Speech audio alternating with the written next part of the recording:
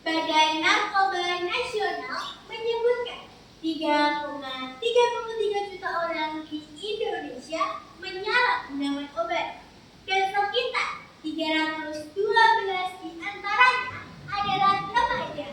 Artinya, remaja adalah kelompok yang paling rentan terhadap penyalahgunaan obat. Assalamualaikum warahmatullahi wabarakatuh. Waalaikumsalam warahmatullahi wabarakatuh. Halo teman-teman semuanya. Hai. Siamo Tutti fratelli. Dewan Juri yang saya hormati serta teman-teman PMN Mira SMA Negeri 3 Boyolali yang saya sayangi. Sebelumnya, izinkan saya memperkenalkan diri. Perkenalkan, nama saya Firsa Ayudea, peserta Rea Moria 17, nomor kontingen 33 dari SMA Negeri 3 Boyolali.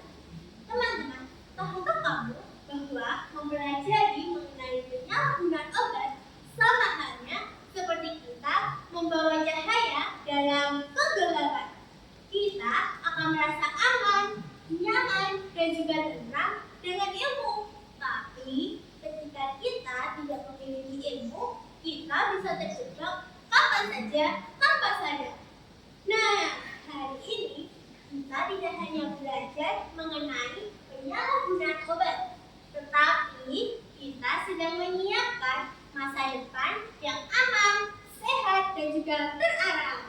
Maka dari itu, yuk kita mulai. Dimulai dari materi yang paling dasar mengenai apa sih penyalahgunaan obat itu. Menurut Wikipedia, penyalahgunaan obat adalah penggunaan obat-obatan baik itu resep, bebas, ataupun narkoba tanpa adanya alasan yang jelas, tanpa tujuan medis, dan melebihi dosisnya. Untuk apa? Untuk menimbulkan efek menyenangkan atau bisa disebut dengan psikoaktif. Nah, teman-teman, ada beberapa obat-obatan yang sering sekali disalahgunakan. Yang pertama, ada narkoba. Dalam narkoba ada obat ganja, sabu, dan juga heroin yang sering sekali disalahgunakan. Kedua, ada psikotropika. Dalam psikotropika ada ekstasi dan juga alprazolam yang sering sekali disalahgunakan loh.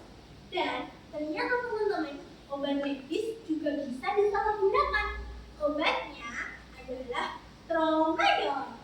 Dan ternyata teman-teman, alkohol dan juga ganja bisa disalahgunakan loh.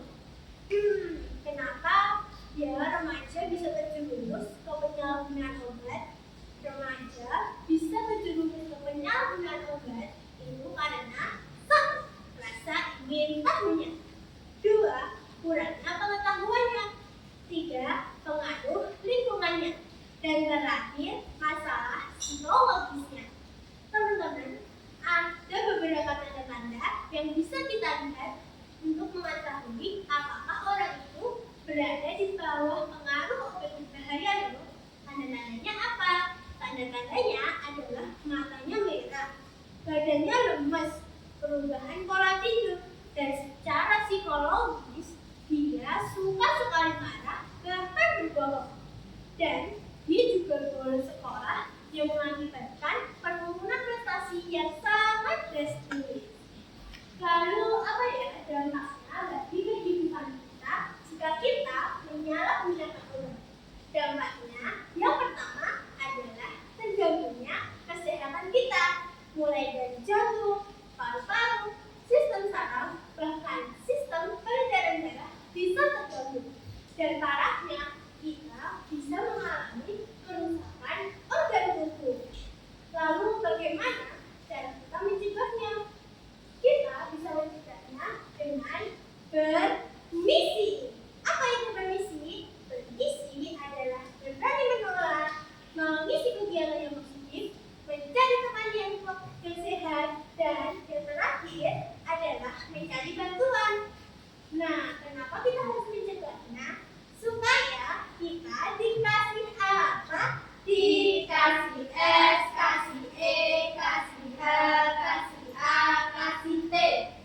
Yes, sehat.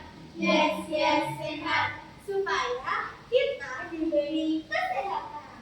Selain itu nih teman-teman, kita juga memiliki peran yang sangat besar dalam penyalahgunaan obat. Apa peran kita? Ya, peran kita adalah 4M. Apa itu? 4M adalah memberi contoh, mengingatkan, menyebarkan informasi yang positif, dan memberi dukungan.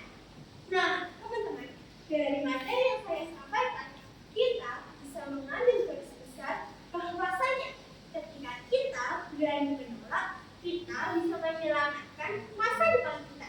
Beda lagi, ketika kita mau ikut-ikutan mencoba penyalahgunaan obat, masa depan kita bisa hancur, bahkan hancur lebur. Nah, seperti yang dikatakan oleh Widya Habibie, bahwa masa depan bangsa ditentukan oleh generasi mudanya. Dari materi saya, apakah ada pertanyaan teman-teman? Tidak. Jika tidak,